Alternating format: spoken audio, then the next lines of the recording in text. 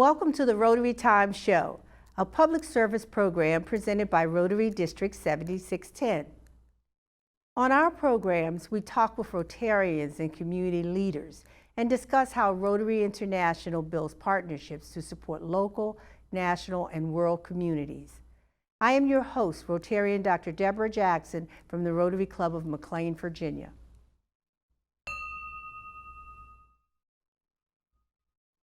The success of a Rotary Club is dependent on the club president. They lead, inspire, motivate, and connect their clubs with communities and others locally and around the world. Joining me remotely is Rotarian Cherice Taylor, who is the current president of the Rotary Club of Stafford, Virginia for the 2022-23 Rotary year. Welcome, President Cherice, to the Rotary Time Show. Thank you so much. We're glad. I really appreciate being here. Oh, absolutely. And we're glad to have you here so that you can talk about some of the things that your club is doing down in the Stafford area. Oftentimes people just think it's just about us up here in Northern Virginia, but there are folk around our area in Northern Virginia as well that are doing some amazing things, and your club happens to be one of them. So I'd like to start out by telling our audience a little bit about our guest. So tell us about you, your life before Rotary. Who is Cherice Taylor? I am originally from Los Angeles, California. So I'm a Cali girl. I went to elementary, middle, and high school in California and got my my undergraduate degree at UCLA. And my master's in education administration from Cal State Dominguez in Los Angeles. Before Rotary, I have a sister. My parents grew up in Los Angeles. I've been around we've got a huge family, so having lots of aunts and cousins and literally hundreds of family members in the LA area. My life has been education, service. I'm a former educator. I taught at the elementary, middle, and high school levels. And also, as educators know, to get extra income, I sold Mary Kay Cosmetics. I was a Mary Kay consultant for many years and also a sales director for several years as well. Wonderful, great to hear. And yes, we all know about Mary Kay, and we all know about educators having to make that supplemental income. I am a former educator myself, so I can identify with that. How did you get involved in Rotary, and why the Rotary Club of Stafford? So when I was younger, my father, Detroit Flanagan Jr., was a Rotarian. And so my sister and I had the opportunity to see him participate with his club as little kids. And I remember distinctly the Christmas parties that we were able to participate in, because back then, I believe it was just a men's only organization. And so that was the introduction to Rotary for me. How I got involved with the Rotary Club of Stafford is I married a naval officer and moved to Virginia from Los Angeles. And in that process, I was employed with our local school division as a community engagement manager. And that position participated in the Rotary Club of Stafford, which I loved. And so that allowed me to participate and be a part of the club at that time. And once I left that position, we have such a wonderful group of folks that I decided to stay with the club, because I really enjoy working with my fellow Rotarians and all the things that we do in the community. Wonderful. So when does your club meet? How large is it? Tell us a little bit about your club. Okay, so we have a lunch meeting. We meet on Wednesdays, starting at 11:45, so people can gather and socialize before we start officially at 12 noon. We end at 1 o'clock, and during that time, we do have a lunch meeting.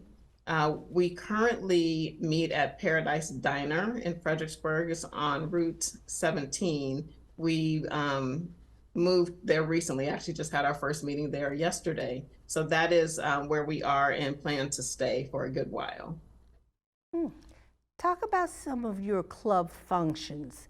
How do you, what's in place to ensure that your club is, moving ahead and making the gains that they need to make as a club? So we're a relatively small club. We have about 33 members right now. We do have a social the last Wednesday of the month. We don't have a noon meeting. We have a social, an evening meeting, and we usually meet at different venues within the area. So that way it allows us to network together, fellowship together. We do many projects. We have a lot of partnerships with our local school division, Stafford County Public Schools, and we do a lot of projects regarding, back to school supplies. We do a Operation Warm. We work with them to get donations to provide warm coats for students in need. We do ring Salvation Army ring, and we also have a signature dictionary project that we do where we provide dictionaries to the third graders in Stafford County Public Schools, as well as a recent partnership that we have with another club, North Stafford Rotary Club, along with the Stafford Museum called Via Colori. And we're going into our third year. This is a big community event where we focus on the arts. And so we have artists of all ages that do chalk art. And it's a free community event. We have local businesses that sponsor the squares for the artists to show their work, and people in the community can come and see the process of the picture that they're using and how it starts and what it ends, the masterpiece that they produce at the end. So it's a great community event and a good collaboration with our North Stafford Rotary Club members. Wonderful. Did you find that in the last couple of years since COVID, you've had to maybe make some alterations to your schedules and the kinds of things you do, or are you still able to do what you were doing, pre-COVID? Sure. So we met virtually during COVID. We currently have an online opportunity. So we do a hybrid meeting, a Zoom meeting where members can Zoom when they can't attend in person. We have the ability to kind of recoup some of our members to get them to come back in person. And so we do have more members coming in person, but the opportunity to be able to attend a meeting virtually has also been very helpful for those who may not drive or can't get to a meeting or are out of town. It's a nice way for them to still be able to participate weekly without feeling like they're missing something. Mm-hmm. So when you think about all your service programs or your meetings, when you have your luncheon meetings, are those things, they're carryovers, but do you have an opportunity now to put something new, another new program in place? So as we're growing, we've had some fantastic speakers that we do have on a weekly basis, and we really have a great community that has been able to actually are eager to come and meet with us and speak with us and share about what they're doing at their business or organization that creates opportunities and benefits for the community at large. One thing that we have done is we've tried to increase our social media presence. We did not have a LinkedIn account, and so we did implement that this year because my thought was we do work with a lot of business owners, and so that is a platform where we have business people, and that we should be on that platform as well to attract business people that are interested in providing service, whether it's nationally or internationally or within our community. Are you finding success by using the LinkedIn? I've heard a number of clubs now moving in that direction. Has that been successful for you in terms of membership recruitment? So it's interesting that you say that. We've had that conversation, and we just spoke about that recently. I have found that we have more people interested in Rotary and asking about Rotary and what it is from LinkedIn. I've had people reach out to me and ask if they could be guests at our meetings and to learn more about it. So as we just implemented it this year, I think, and we've also had the conversation of making it using it better, making the events and sharing and planning far enough ahead so that we could introduce people and invite them so that they can get it on their schedules, because everyone is busy, to, hey, if we're talking to our sheriff, or if we're talking to the school superintendent, we should be able to, if they're interested in Rotary, that would also make other people interested as well. So I think we've laid a good foundation this year. And so I expect that we will have more interest, and therefore more people wanting to be members of our club. It's wonderful to hear, and I'm sure in our listening audience, those of us who are familiar with LinkedIn and are members of clubs, we could all consider maybe looking at that as a tool for recruitment. So thank you for sharing that. Sure. How about your vocational service programs? Is your club involved? Do you have a vocational service program that you're doing currently or about to do? So we do have, that's something we have worked on. In the past, we had a big project where we focused on our middle school teachers who tend to not get the attention that some of our elementary teachers do, even our high school, but we chose to focus on them and the needs that they have to help support with their classroom. That is an area that we are, because of our size, and I'm a believer in not overextending the members that you have and stretching ourselves too thin. So it is an area that we strive to improve on, but I think we can do better as we move forward and as we grow as a club. Wonderful. Well, thank you for keeping those middle school teachers in the forefront of your mind, because you're right, they often get left behind. So Yes. thank you for doing that.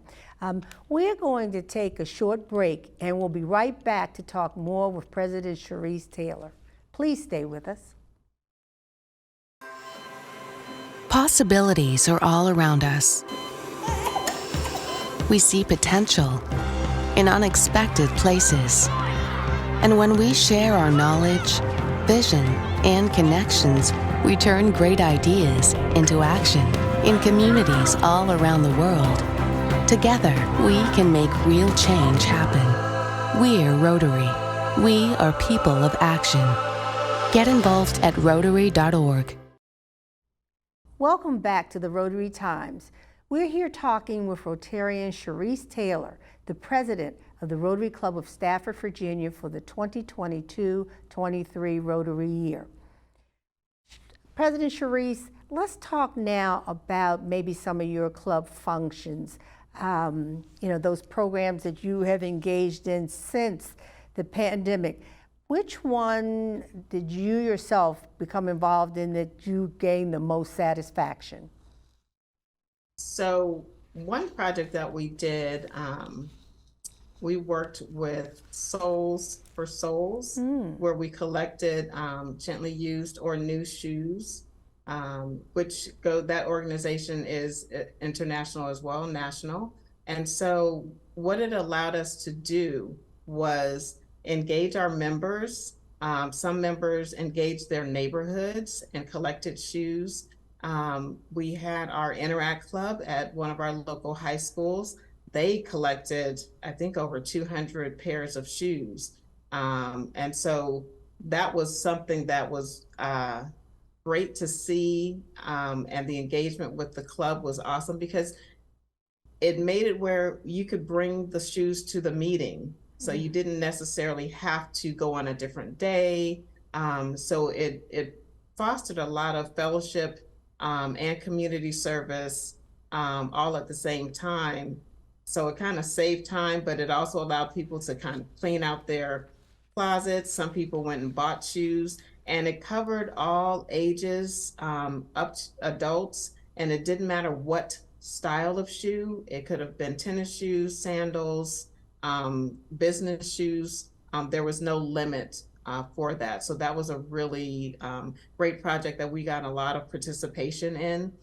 We did that this year on our own. We partnered with actually my sorority locally, who had done it last year, and we collected again as a club and took those shoes over to their area to donate them as well. So the members, our club members, really enjoyed that project. That sounds like a wonderful project as well, and satisfies, I think you said you all do this for international as well as right here in the States, in our local communities where there's the need.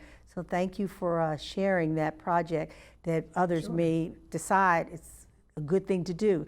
Let me see if I get it right. Souls for Souls. Yes. Okay, that is wonderful. How does your family support you in your Rotary involvement?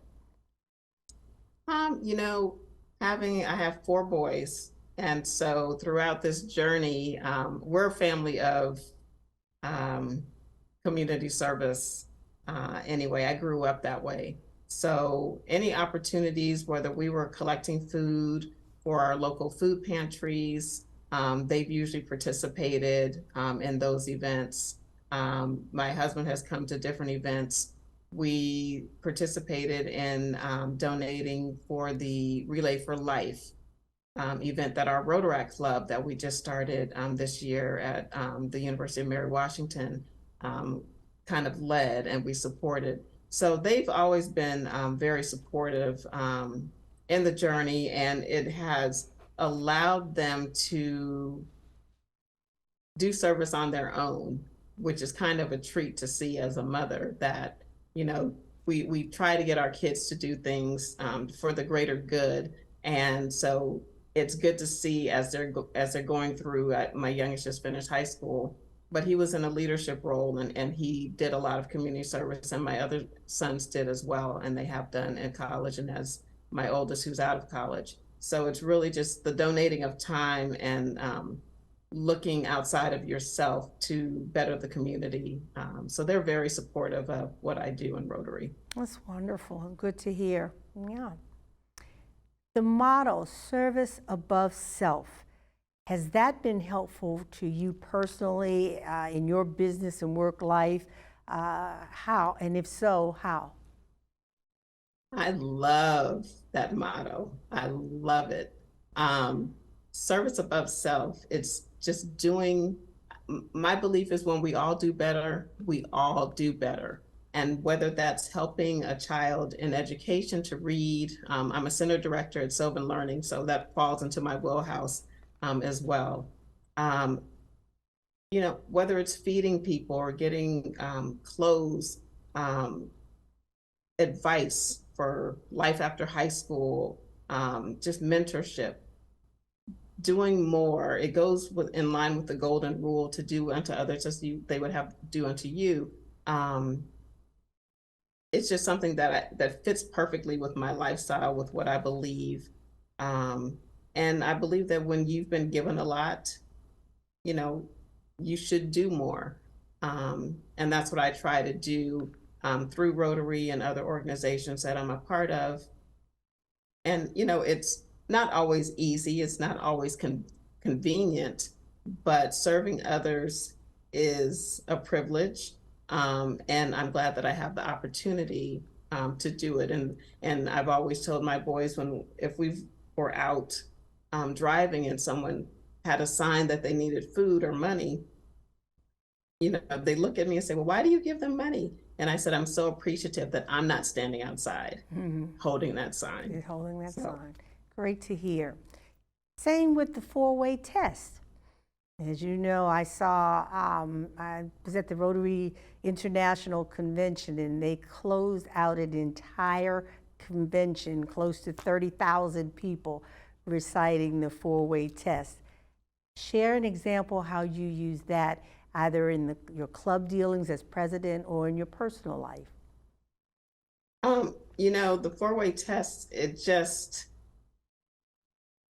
again, it's one of those things where, you're looking at fairness and truth. Those are core values that if you abide by them, you're going to attract the type of people that are like that and abide by that as well. When you fellowship with people, how does it benefit? It's not just about being selfish, but how does it benefit others? Those are things that I see in our club. Everybody has challenges. All of our clubs are going through, growing pains and making adjustments after the pandemic and trying to figure out how do we care for ourselves and how are we fair to each other and how do we have the benefit and the fellowship. We work hard at that, and our club is fantastic. It's a great group of people, and they live the four-way test. And saying it at the end of the meeting every week is a privilege, and it's wonderful. And we had a very special guest. Our superintendent is a former Rotarian, and he knows the four-way test, and he ended our meeting yesterday saying it. So it's a privilege. It's something that we live by, and I think if more people did, the world would be a better place. But I think it's something that is a positive, whether you're a Rotarian or not. Let's talk about membership. Most of our clubs are struggling right now to either increase or retain good members. How do you get your club members, every member in your club, to own the fact that we all are responsible for recruitment and retention? I've actually said that in our meetings, and I said, we have a membership chair, but we all are on the membership committee, and emphasize the fact that people come to events because of who you are. And so everyone needs to invite someone. Many of us are in other organizations, whether you go to church or it's a sorority or another community service organization. If you're a PTA or PTSO member, you are with different groups. And so people join groups because of who you are, and we have to make the ask, because sometimes we don't ask, and people still are trying to understand what Rotary is, and that's our responsibility to share that. So we all are on the membership committee. Retention, we have worked hard this year to really engage with our members. We did a survey with our members to see, what do we really want to support? Because again, we all want to do a lot of great things, but we really have to find out what our members want and what projects they want to support, and then get behind those and move forward. And we've had a lot of growth, meaning some members that may have considered either leaving or some members that stopped coming to meetings. We've increased the percentage of folks attending on a regular basis. So we really wanted to cultivate the members that we have and get them back. And then I'm really excited about our president-elect because I think you're going to see leaps and bounds from this year's kind of maintenance and anchoring the members that we have, along with some new members, to be able to be excited for the next year. Sounds like a wonderful opportunity for your club, moving forward. Very quickly, if you had to leave one message or a quick message to a young professional that might be interested in Rotary, what might that message be? Think outside of yourself.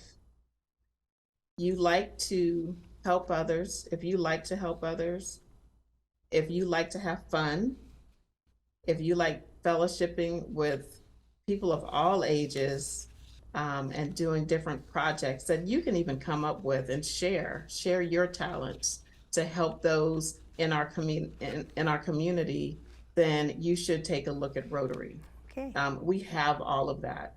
We have the fun, we have the fellowship, we have the networking, and service above self. There's so many different ways that you can do it, and it's a great way to meet people and work alongside with like-minded people on many projects that are available, because the need is great. Yes. The international need is great. Yeah. And so many hands make the work light. And so I encourage our young people to be engaged, and so they can Yes. help be the change that we need to see in the world. Well, thank you. In all the different areas. Thank you, President Cherice, for that. And we hope to get you back in here to continue with the conversation. So thanks for coming. Thank you so much for having me. I appreciate it. Thank you. Funding for this program is made possible by the generosity of the Bailey's Crossroads Rotary Club. For the Rotary Times program, I'm your host, Rotarian Dr. Deborah Jackson from the Rotary Club of McLean, Virginia. You're welcome to join us as Rotary Club in your area for either breakfast, lunch, dinner, or service project. You can find us near or far looking us up on the internet. Many clubs are hosting meetings in person, virtually, or in some hybrid format. You only need to look us up for details. Remember, our time is your time, and it's time well spent. Please join us for our next program as we continue to celebrate Rotary's 117 years of service above self.